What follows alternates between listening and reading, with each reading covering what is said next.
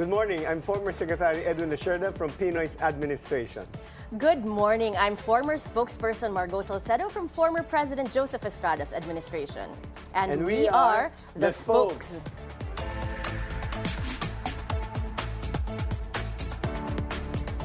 From the palace halls then to our group chats now. We will be giving you perspectives from an insider's position, standing behind the podium.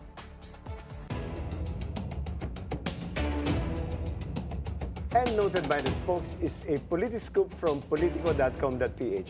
The Ombudsman has tagged former Speaker Martin Romualdez as the alleged mastermind in a 56 billion flood control corruption. Wow. Ano yan, ha? Kinda, these two are fraternity brads, eh. Of yours? No. They're Upsilonians. Sila. Si Boeing and si ano. I thought of you. So, yeah. So parang it's really surprising that really Boeing was really committed to going to the bottom of all the flood control scam, which is good for the country because that's what our countrymen are asking for.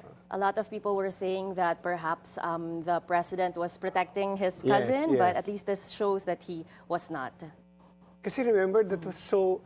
Diba, when Saldico was arrested and then Martin just spoke up, I'm not going to go down alone. Parang there's a banta there. Diba? Yeah, threat talaga yun. Parang I was pointing to the executive branch. And also the timing, diba? They were also questioning the timing. Why then? Oo nga, yan pala, hindi pa pala nahuli si Saldico. No, medyo premature yung banta ni Martin. Sabi ni France, we will not intervene. International laws tayo. Oh, wow.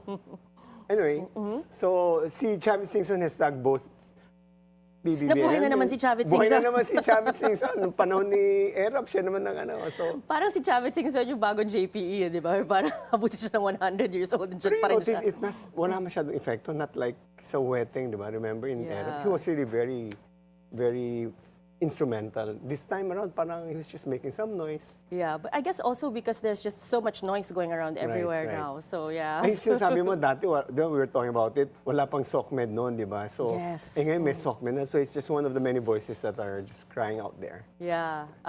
And then you, earlier, before we came in here, you were talking about there was a SOCMED operator that was arrested. Yes, so apparently, he was arrested in an entrapment operation by the NBI. So, let's see how it goes. Mag-ingat na po tayo mga operator dyan ng mga SOCMED at mga gumagawa ng mga trolls. Yeah. So meron palang kaso sa Ombudsman preparing plunder raps against Speaker Martin Romualdez. Yes. So I guess the Ombudsman is really on a roll. And, I think what they're trying to do is to make sure that everything is in place and maybe perhaps by June.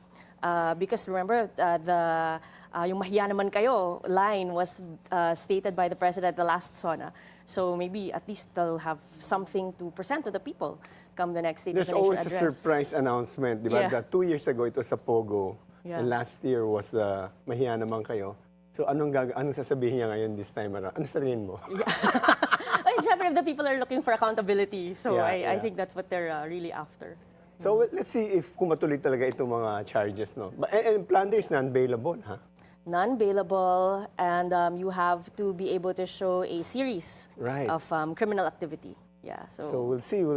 Of course, Speaker Romualdez has a lot of good lawyers. Yes. And he has always maintained, he categorically denied being the mastermind. I think the law firm that he uses is Villarasa, the Villarasa law firm. So I saw some of the guys behind him. I am familiar with some of the lawyers there. So mukhang Villarasa law firm is using the Villarasa law firm. But also, I think we have to ask, kumusta na kaya yung puso niya? Kasi di ba when he asked for his travel authority, he was going to go to Singapore to to have his, what was it, his arrhythmia checked or to get his heart checked. Nakaka-insulto naman sa mga doktor natin dito sa Pilipinas. We've got good hospitals. Which is what the Ombudsman said. Yeah, exactly. So, but I know that many people go to Singapore for one reason or another. Maybe, perhaps, admittedly, they have more modern equipment. Yeah, especially for cancer treatment, I think. Yes. Yeah. Also, noted by the Spokes, Congressman Terry Redon disclosed that nearly 200 lawmakers are now reportedly backing the impeachment of Vice President Sara Duterte. So this is the very exciting part. Are they going to get I think they're already beyond the needed 105 votes. The situation there is, I remember during the time of Corona also, when we were impeaching Chief Justice Corona, the vote wasn't there also. The public opinion wasn't there. But because it was a fast track, nakuha ka agad yung number of votes who went up to the Senate. But here, because of the first impeachment, that was the case that was dismissed by the Supreme Court, they felt it was malapit na sa election. And then Sara's numbers went up. But here you see already that based when the evidences were revealed, parang even the House members felt na, ay, may ebidensya bala talaga. Kasi we were talking about it before, the threshold is about 106 votes. Eh parang doon, they were saying na we can get as high as 150. Maabot na nga yata 200, yeah. Ay, kung 200 na yan, di mukhang talagang maraming naniwala sa ebidensya na na-present. But of course, that's on the House level. Of course, may mga nagsabi din na may mga threats daw. Oo nga, Yeah, sabi. parang aside from the FLR, meron din daw OMB, kakasuhan daw sa ombudsman. Sinabi ni Senator Margaux. Yeah. I wonder how true is that? Yeah, so we don't know. We also don't know who's been going around giving those threats. So, but I guess on the part of VP Sara, the lawyer, I think here on Bilyonaryo channel also has stated that on their end, yung complaint daw, they were not given any of the attachments. Sabi ni? Ni Attorney Poa. Eh, naku, Yeah. no, angal lang angal. Eh, nagkapi na lang sana kayo noong pa. You settle all that, but coming up with so many excuses. The mere fact that you were given due process. Every time Jinky Luiso would point to the empty chair of the Vice President, shows that you were given due process. Kaya all these are just pang-ingay na lang eh. Yeah. Really, they have no leg to stand on. You were given due process. That's why the case of, they filed a case questioning the proceedings in the House prior to the start of the hearings. Jinky Luiso and the committee was very, very, very abstemious in making sure that we follow the procedure as laid down by the Supreme Court. So, Supreme Court is not doing anything right now because apparently, hindi pala siya fishing expedition. So I guess this time, the first time around, it was not allowed by the Supreme Court because it said that there were several complaints that were filed. Right. For this time around, there were 4 complaints that were filed. But now, I guess the difference is that they had consolidated it, and that's why it They will were not... smart enough. It turns out, so there were 4 complaints.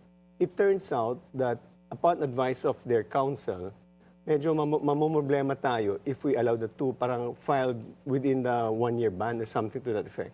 So they decided to just let it go and then just use the 3rd and 4th complaints, I think. Yeah, so that's why to all in February. obviate any potential arguments against holding the impeachment. Anyway, the Senate is ready The Senate to proceed is ready. forthwith. Forthwith na. I just heard from Senator Frank Dillon early on. Sabi niya he disagrees with the Supreme Court decision kasi the definition of the Supreme Court is neither here nor there. So, Parang maraming sinabi pero walang sinabi. Ganun ba?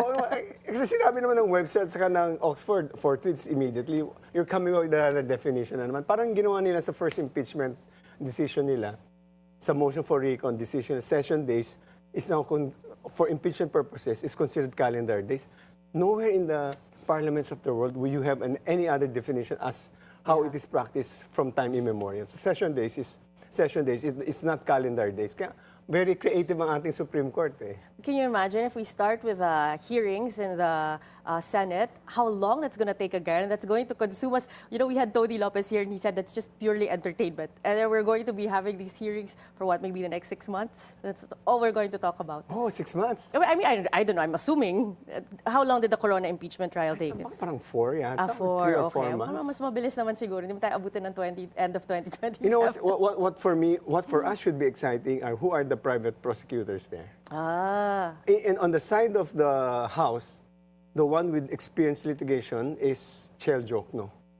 I think Laila has, but Laila was focused on election law. He was in election law practice. So that's purely administrative. So Chel is the one who's very, very capable in doing litigation. But we'll see. The other side is, of course, the Fortunes. Of course, as the attorney Arbasa. Chel Jokno, I love his style because he's just always so calm, but he makes his point. So we will see. And VP Sara's camp has an outstanding petition for certiorari with the Supreme Court assailing the House impeachment proceedings. Attorney Michael Poa, VP Sara defense spokesperson, earlier said that the defense is long prepared for the Senate trial. So matagal na sila naghahanda. Pero magpa-file pa rin kami ng kaso sa Supreme Court. Sa haba-haba ng prosesyon, sa simbahan din babagsak yan. So magkita lang kayo sa Senado. Tama na yung mga Supreme Court, because it's really the exclusive province of the legislative branch to conduct an impeachment proceeding. So they're just coming up with all these obstacles to prevent it really from going up. Because obviously, I think by their absence, my feeling is by their absence in the House Justice Committee, they've given totally the noise to the House Justice Committee to air their evidences. So we're saying, if there's a gap, if there's a vacuum, nature fills it up.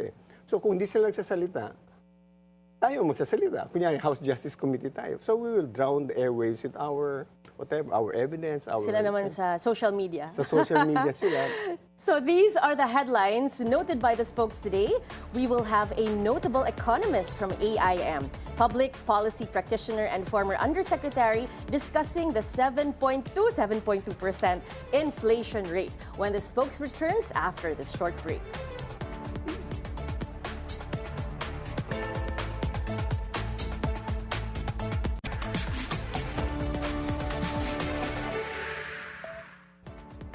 And the spokes is back. Inflation has once again taken center stage, hitting 7.2%. Is this just a temporary spike or a sign of deeper structural weaknesses in the economy? To help us break this down, joining our discussion is a Harvard-trained economist, a former DSWD Undersecretary, and now President and Chief Economist of the Credit Rating and Investor Services Philippines, or CRISP. Let's all welcome Usec Emmanuel Leyco. Welcome to the spokes, Usec Noel. Welcome po. Good morning. Thanks for having me. Yes, because I've seen you so many times in the business side. Now we're going to a bit more political side of the discussions. Political economy. Yeah. So your background is you were a professor in AIM. You graduated AB Psychology in the best school in Taft Avenue, which is the LSU. Yes, sir, Animo. Nasa lista din po ako. Animo. And you have Master of Arts in Organizational Psychology. That was my first at Columbia. In Columbia. And then you got an MPA, that's Public Admin? Yes. Kennedy School. At the Kennedy School, I focused on international economics and public finance. So why did you shift from psychology to finance and economics now? I was in student council before, during my college days, and I thought I would go into organizations of... in LaSalle, you mean? At LaSalle, yeah. When did you graduate from LaSalle? Oh, 78. Oh my God. Bata pa. 1 year after that, pumasok ako. Oh, okay. Okay po, 2 years na lang po, golden na kayo. Malapit na. So anyway, so you were a student council president? Yes, at Meron that na time. po bang ano nun? Yeah. Tapat, tsaka ano? Wala pa. Sandigan. Sandigan, original. Sandigan makabansa pala. kami. Okay. Oo. Galing ha? And then, so, what moved you from yung psychology, organizational behavior, and I did not make money doing psychology. Pero siguro po ngayon, marami kayong pwedeng i-analyze. Marami yes, na, yes. Kasi credit ratings and all that, naku, Yeah. hinahanap yan. Kahapon lang po, may nagsabi ng someone is crazy. Many are. Opo, yeah. So, and mental health is a big issue now. Oh, yeah. Yeah, but of yes. course, inflation is our topic for today. Yes. How do you feel? You were with DSWD also po. Siguro po, that's the first thing that we can ask. I mean, considering that this will really hit the man on the street, how do you think will the 7.2% inflation affect the ordinary Filipinos? Well, definitely it hurts. Definitely it's very much felt by the people on the streets, particularly those in the DSWD four-piece role. Right. Despite the ayuda, despite the usual assistance to individuals in crisis, I don't think they can say that they are okay. No, they're not okay. Yung inflation natin, 7.2%, Yes. it's one of the highest in the ASEAN, except for Myanmar and Laos, which is hyperinflation sila in double digit. Right. Yeah. Yung sa atin, where in fact, I think Thailand is parang may deflation sila, 0.8%, and two countries, Singapore and Malaysia, below 2%, and then Indonesia, and then Vietnam, which is at 5%. Tayo 7%. What accounts for the high inflation rate of the Philippines? Well, fuel, major input, number one input to everything that we do. Although PSA, or the Philippine Statistics Authority, cited food inflation as the major contributor. And the rice. Rice went up by 13%. Yes. However, the major input to food production, food transport is fuel. Yeah. So nobody can escape from the impact of fuel. Especially kasi 98% ng oil, we import 98% yata of our oil imports. Eh. Yes, yes. So while 20% of the global fuel supply goes through the Strait of Hormuz, ours come from the Strait, 96% perhaps. But you know, sir, on that note, it's very interesting because the Agriculture Secretary was quoted as saying that we actually have enough supply of rice. So how is it that we have that supply and yet the reflection is still on logistics? Food? You know, it's more expensive to transport rice from one end to another. So maybe the price of rice has not gone up, but transporting rice has gone much, much higher. Pero siguro dapat kung ang mamamroblema ngayon sa ganitong inflation, mga vegan eh. You know why? Bumagsak ang meat prices.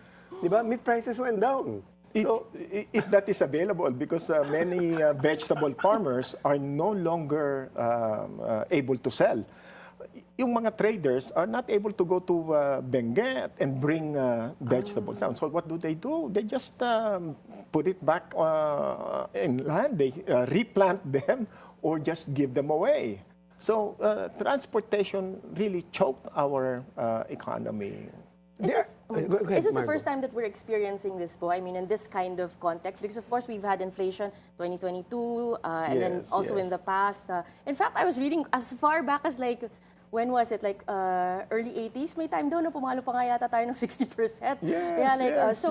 Is this, how do you think should we address this now? And what's the difference between those past years? The major difference is that the scale and the speed by which the prices went up. You know, for example, during the COVID reopening, that was okay. We saw inflation went up, but that was because there were not enough supply. Right.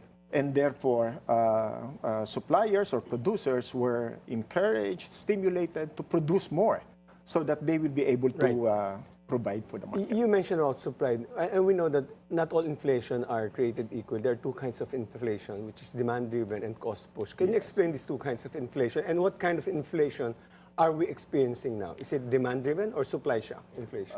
Okay, so when we say how are prices determined, it is determined by supply and demand. Right. You know, the more people demanding the same product, the higher the prices will be if supply does not change. So at this time, this is a different type of inflation. What we are experiencing now is a supply shock. Right. No, the price of our supply, price of oil went up dramatically. And supply is also being threatened. So, Kasi kulang ang supply natin ng sabi ng DOE, hindi raw eh. Pero I think may Abot no kasi hanggang June. 52-day inventory time. But basically, it was really caused by the Iran-Israel war, American war. So, nag-ipitan sa supply. Yes. So, and we are 98% dependent, kaya nagtaas ng mga Exactly. But also, our buffer capability, our reserve capability is limited by our capability to store. We don't have enough storage. So that was not part of the story when we deregulated. You know, Usec Leyco, I was asking my colleague in the cabinet, si Energy Secretary Petila, do we have a strategic oil reserve? Wala tayong strategic oil reserves. Wala. Hawak lang ng mga pribadong mga companies. So That's why Secretary Garin, I think, was saying that even if we want to import a lot right now and stock up, wala tayong paglalagyan. So that's kasi a yung challenge. mga paglalagyan ng Amerika, nasa bundok ng Nevada, doon, they're burning it down there. So, tayo wala. Wala tayo. What they're referring to as our reserve is actually the supply in the market. Right. That's what we have, 50 days or 54 days that we can sell to the market. We don't have a strategic reserve that we can release in case the market supply declines dramatically. And the other kind of inflation is what we were saying about the demand. What is the definition of a demand-driven inflation? if the supply is not changing, it's not increasing, and more people are demanding for the same price, for the same product, of course, they are bargaining against each other. So I will buy that, but the higher bargainer or the higher buyer, the highest bidder will win. But in this case, that is not what's happening. The supply the price wala, is going up, you know. And I think we also have to dissect how the price of oil is being determined. Ano po prediction niyo for inflation? How long is this going to, are we going to stay at 7.2? There are some who say we might taper off and for the year it might be 6%. But what's your prediction for the year? You know, the other factor to our inflation is the peso-dollar exchange. Peso has depreciated dramatically. And that's why it has an effect on the Exactly. inflation. We're buying oil using dollars, which we buy with our peso. So now, when we buy dollars to buy fuel and then bring back the fuel here, we have to buy it at a higher price. I remember when we were spokespersons in government, si Bloomberg, they have they gather a number of economists, Yes. and they will predict what's your expected GDP and what's your expected inflation. Eh mukhang nag-exceed itong 7.2% sa prediction ng ating mga economists. Government economy. Also, the government also pegged it as lower than that. Because Well, there are- si DepDev had scenarios. So I think his scenario was depending on how long, like how long it would be at $100, and then how many months this war would last. So there was one prediction by Sec RC wherein he said that it might hit 8%. But I think it was for over 90 days, I think, and we are now on day 70. So close, but yeah. Close to the upper threshold. In defense of Sec RC, tama po yung prediction niya. Oh, yeah. Oo naman. To be fair, no, Sec RC has been very transparent with his numbers. However, I think in terms of the vision on how to manage our situation now, I think that's where the government, I'm sorry to say, is not quite effective. They said that the government is trying its best to manage inflation, but look at what we have now. Let's break down the solutions that government is proposing. There are two kinds, the monetary policy and fiscal policy. I'd like to ask you to explain what's monetary policy and what's a fiscal policy. What the BSP just did, increase interest rate, is a form of a monetary policy. What basically BSP tried to do was to manage the supply of money. Why? Pag mas maraming pera na nasa sa labas, people are buying. You so know? kaya tataas ang inflation. Tumataas ang presyo. No? Pero kung ang mga tao will have an alternative, either they buy or they save, they will save. So, ang solution ng BSP is to increase the interest rates to tighten liquidity. Yes. Para i-absorb yung mga excess or liquidity. Bababa ba yan ang mga inflation pag ganyan ang ginagawa? Depende. Kung ang inflation is due to demand, yes, it can bring it down. Pero kung ang inflation is because of the supply issue, no, price of fuel going up without any intervention from the government because of the war, that's a supply issue. And therefore, no matter how we try to manage inflation with our monetary policy, I don't think that will be effective. Dun po sa monetary policy, the BSP increased it to 4.5%. Right. Increased it 25 basis points. Kayo po, may nagsabi po kasi na baka daw mas okay kung in-increase by 50. Mas aggressive talaga? po. 50 bips? Opo, meron daw pong ganung conversation sila. Ano po yung sa inyo Usec po? Leyco, pag 50 bips yan, that's, if it's a demand-driven inflation, you aggressively increase the interest rates. Yes. Pero kapag supply side, as we have right now, dapat dahan-dahan daw ang kwento. Tama ba yun? Pwedeng dahan-dahan, pero makikita natin, hindi ito magiging effective. Because fuel, people will buy fuel no matter what. Pero sa sinabi ni Margaux na suggestion is 50 bips, 50 basis points, would that help? O pag, Ako personally, I don't think so. Okay. What it will do is it will only make products more expensive. No, it will ay kung mas mahal, di bibili, bababa yung Depende, no? Kung ang Ano, demand is, may tawag sa economics na inelastic. Right, No inelastic. matter what, bibili at bibili ka. Ang presyo ay tumaas, bibili ka pa rin. Kasi fuel yan eh. Okay. So sorry po. Go So ahead, tama Margaux. po yung decision ng BSP because they said that they had done this to stay ahead of the curve. And I guess sa studies din po nila, they were already seeing that inflation would really go up. So do you agree with the decision? Tama naman po siguro yung timing. Actually, ang naging effect noon is to make money more expensive. Right. Pinahirapan nito yung mga nangungutang na mga negosyante kasi mas mataas ang interest rate. Pinahirapan nito yung mga consumer, hindi na sila mamimili ng credit card using their credit card kasi mahal ang interest. Pinahirapan nito yung bibili sana ng bahay, bibili sana ng kotse. Mas mataas.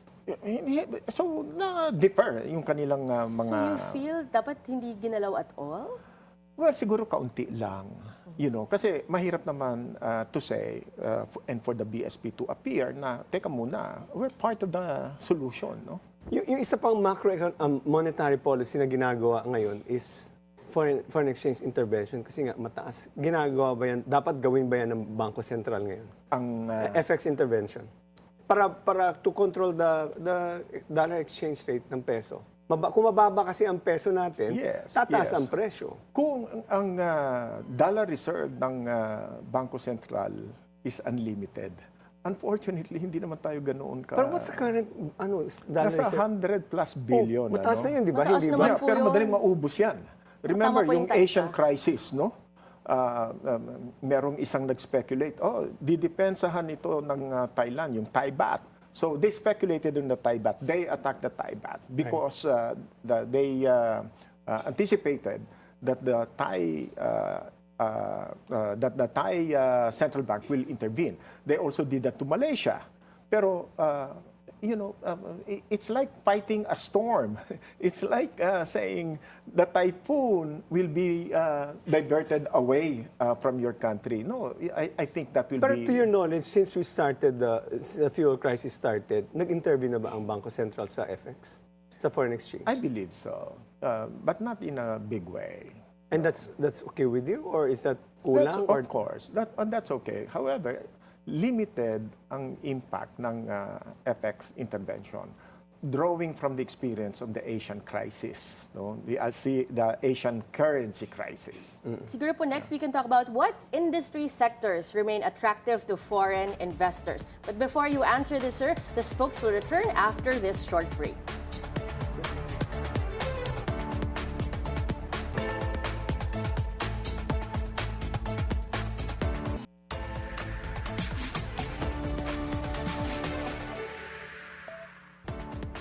The Spoke is back, and I thought it was Margaux going to do the hosting, still with Chris, President and Chief Economist, Usec Noel Leyco.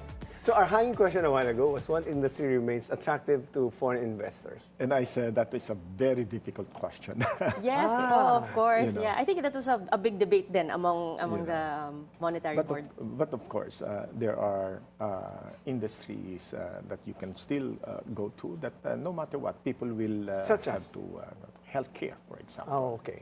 You know, so demand for healthcare will not change just because inflation is high. Pero yung healthcare po natin, mga opisyalis natin, pumupunta ng Singapore, di ba, Margaux? pero nire-reject ko minsan, hindi pinapayagan. No, but healthcare, other than healthcare. You know, other than that, Mahirap. Mahirap. You know, investors are holding back. Not only the foreign investors already visible ang pag-pull back. I think the domestic investors are already pulling back. Actually, I read something about the mall business model. People are not going to the malls as many as they did before, no? And buying as much as they did before. Even restaurants who are based in malls are already indicating that they're having difficulties No? Siyempre po may belt tightening because we know that this is a long battle. Yes, But with yes, with respect po to the investors, I think one thing that they were looking at also was how the Philippines would address the corruption issues. Right, right. But there has been quite some fiscal discipline already shown in 2025. So perhaps hopefully early 2026. So hopefully we'll see the investor confidence coming back. Do you feel that there's investor confidence coming back? Can we look forward to that towards the end of the second, third, fourth quarter of 2026? Actually, our 4.4% GDP growth rate in 2025 already showed the weaknesses in public spending. And that was also occasioned by the weakening of household spending or consumption spending. That's why in the last quarter of 2025, we saw something like 3% GDP growth rate, and overall, we just had a 4.4% GDP growth rate in 2025. And that was even before the Middle East war. Right. So that was just the political tension, domestic political tension, already giving our economy a major blow, 4.4%, as opposed to what was initially projected of 5.5 GDP growth rate for 2025. This year, 2026, we have the continuing political tension. We have a new factor, the Middle East war, plus the peso has demonstrated how weak we are. No? Being a net importer, I think that is a major consideration. Oo nga, naging senior citizen na ang peso natin eh. Bumaba na ba? Makaka-discount na siya. Oo, nasa 61 pa rin po. 61. Oh, Yeah, You know, 61 and I think pero- that will stay that way for a while. Why? Because we're buying fuel at a much higher price. So importers require more dollars to buy fuel. We imported a lot more last month, and I think that is already a good indicator that the peso is not going to have a But sir, glory. for the last quarter of 2025, I think it wasn't so much household spending that was a big factor, but government spending, Yes, because they were yes. really Yeah. tightening everything because of the corruption issues. Yes, But yes. now that they have those under control, I think they're back to trying to improve government spending for the first quarter of 2026. So hopefully, do you think that that'll pick up? We'll know in a couple of days, but what's your prediction? It could. But remember, the fiscal side of the country, fiscal spending is under the microscope now. Right. You know, many government officials are very reluctant to sign off on procurement, on contracts, because, they don't want to be part of the... However, I think while consumer spending slowed down in the last quarter of 2025, that was the first time that we saw household spending slowing down that much. I couldn't remember anymore what percentage, but we compared that to the incoming or inflow of remittances. Remittances continue to go up. Correct. But spending went down. And we also tried to look at where did it slow down. Food consumption slowed down, considering December, party time. So we were thinking perhaps the people are already preparing. Next year, 2026, may not be a good year for the people. Pero itong first quarter po ng... Wala pa pala. Wala pa eh. Wala pa yung gera, Wala Feb 28 pa. po yung gera eh. Yeah. So That's interesting.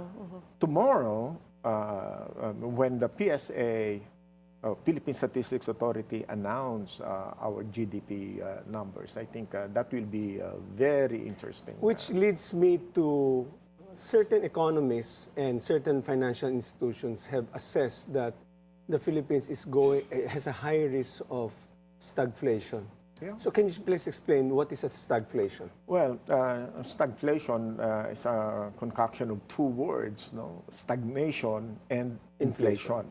So if the economy stagnates, For example, the last quarter we only had What are the elements that would constitute there's already stagnation? So there, I think GDP the GDP and inflation. and unemployment. Of course, But the as an GDP offshoot of The target of, GDP. for instance, I think of I'm still calling it NED. I'm not used to DEP. Dep, yeah. It's about 3 point something to 4%. But if you go below that, would that signal Yeah, we're in stagflation territory? Yes, yes. Actually, recession is considered when the economy goes down, declines for the. What happens in a stagflation scenario? The problem is with the government. Okay. How will they manage an economy undergoing stagflation? The government has the monetary policy, increase interest rate to control inflation. Which they've done. Which they have done, but maybe they're saying it's not enough. But when the economy stagnates, the government also needs to stimulate the economy. So how do you stimulate the economy? By making cost of money more expensive. So they are in a dilemma. So how can the government encourage new businesses to come in or businesses to expand with a high cost of money? Kaya nga may public infra eh. So you pump prime the economy. Yes, if the public infra, assuming that the public infra is smoothly... Hindi, maluwag na. Di ba si Ronnie Puno, umangal na hindi lumalabas yung... Right now, I understand, nagpipirmahan na ng mga procurement. There was a stop on procurement. Eh. No, definitely the fiscal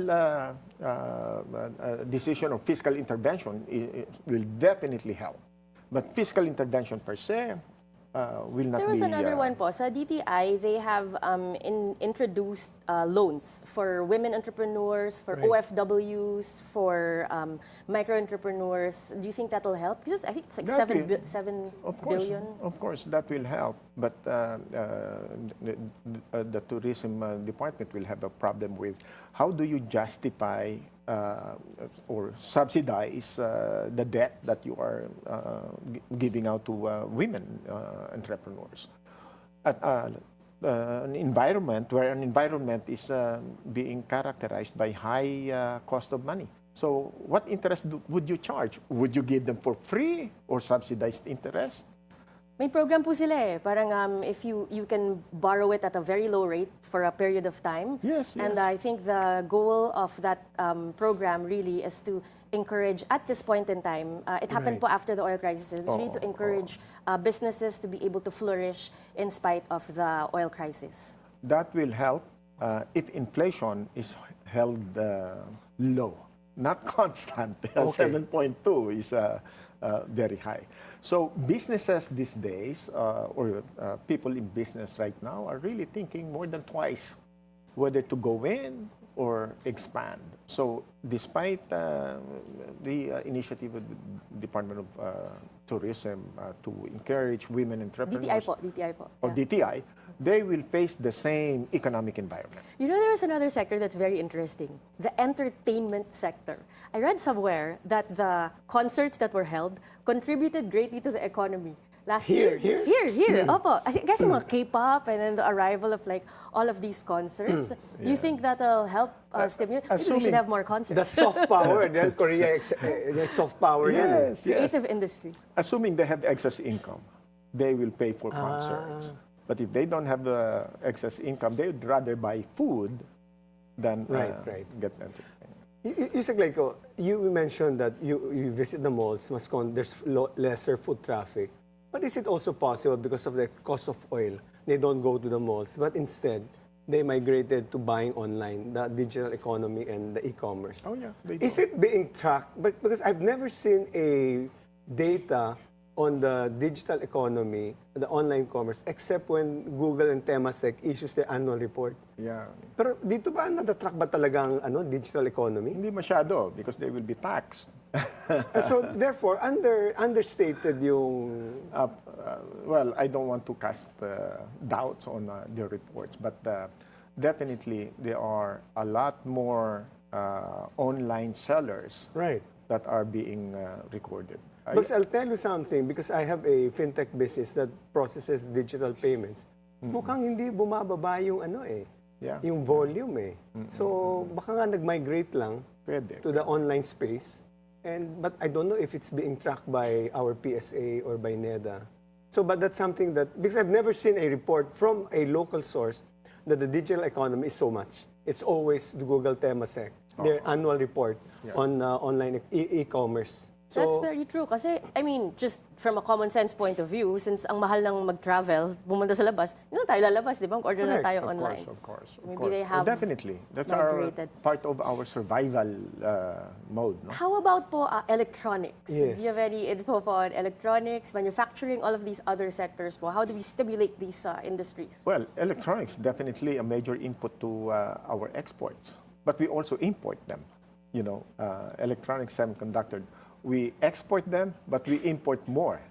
We export chip semiconductor, but we import them in form of computers, finished products, a lot more with a higher value.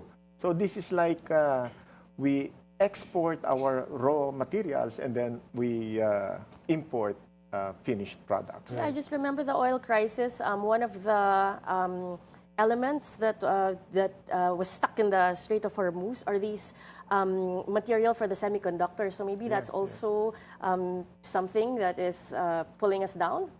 The global industry went down. Global economy is slowing down. So that's also pulling us down. anecdotally, I read somewhere that affected ang manufacture ng paddle racket now. Paddleboard racket, what do we call that? And then condoms. I don't, because maybe it's plastic, whatever. It's a urea-based. It's a byproduct. Byproduct, di ba? Parang, O di okay yan for populations na na nawawala. Singapore, Japan. So it might benefit them. pero like you have a credit ratings business. I've seen how before foreign company would come here, they would ask for economic intelligence. So one of the questions that will be asked is, are we still an attractive economy for foreign investors? Well, of course, foreign investors would always look at revenues, what is selling, where are they selling. Right now, if they're thinking about property markets, you know, it's very soft. If they're looking at manufacturing, it depends on what products. But on the finance side, we're looking at how much debt a company has. Two types of debt, local and international. If they have dollar exposure, we'll be very, very interested to know how much and what the indentures are, what covenants they have. And particularly if they're selling in pesos and they have to pay for dollar debt, they're at a disadvantage right now. Panglungkot-lungkot naman.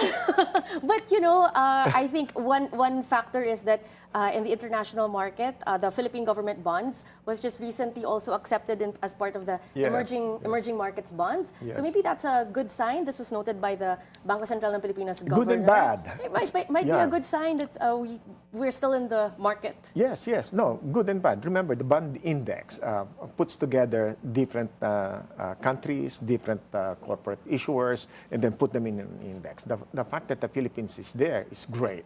That means we're getting attention from And investors. confidence. Yes. However, if we don't do well and we are in the index, that will also be reflected and projected globally. I think that's the JP Morgan Yes, sir. bond index. Yes, that's good. So that means we have to do well in the market. Tanungin mo na yung mga tough questions. Tough questions po tayo ngayon. Ay, hindi pa mag-top yung kanina. Tougher questions. Could the 7.2% inflation have been avoided? To me, I think it could have been moderated a little bit, not very much, if they took care of the value-added tax and the excise tax. Why? Because that can also bring the price of fuel a little bit. Are you suggesting taking out the excise and the VAT? Take them out. Well, what happens to our public finance? Well, Umutang na lang tayo. no, that is not true. I think that is not just a one-way street, that when you take out value-added tax and excise tax, you lose. No, I think that is also one way of stimulating the economy. You put more money in the pockets of our consumers, they will be buying. So you expect them to increase spending? Yes. Where will they put their money? You know, they will not stay in their pockets. They will have to recirculate in the economy. Mapipilay daw po gobyerno. Ano po yung scope of the taking out of the VAT? Like the entire VAT or like only for specific? Well, for now, the petroleum. Petroleum. But you know, the government is so used to taxing, so addicted. Why? Because it's so easy to tax. It's so easy to raise money. You know, particularly value-added tax, because it's already been built into the system. Value-added tax, excise tax on fuel, that's already built into the system. They will always collect, no matter what. As far as they are able to sell, the companies are able to sell, they will collect. How about on electricity? Well, I don't think they should pass on the subsidy to, what do you call that, lifeline subsidy. I don't think that should be passed on to the consumers. That's a subsidy. We're already paying our taxes, and therefore the subsidy should come from the government. Public finance defines subsidy as coming from the market, from the government, not from the private sector. So they shouldn't call that a subsidy. Okay. You know. So the next tough question is, are our government measures sufficient for you, or are they just masking economic woes? I don't think it's sufficient. You know, for example, measuring inflation, we only come out with 7.2%. They don't declare, or they don't focus on how much is inflation in different regions. Right. How much is inflation? The bottom 30%. It's 7.2% nationwide, but the bottom 30% is 8.5%. Usec Leyco, let's go through what do you think are kulang? Let's say we have a target subsidies, we've got mga cash interventions. No? So ano pang mga dapat gawin ng ating Declare a national state of emergency. But we did already, didn't we? Energy. What are you Emergency. talking about national emergency? You know, with the national energy emergency, there's still the oil deregulation law. Okay. If you declare a state of emergency, you can start dictating prices, price caps. Remember, a few days after the attack in Iran, the price of fuel in the Philippines went on a roll, you know, while selling old stock. No, they already increased their prices, and they justified that by saying this is replacement cost. Yeah.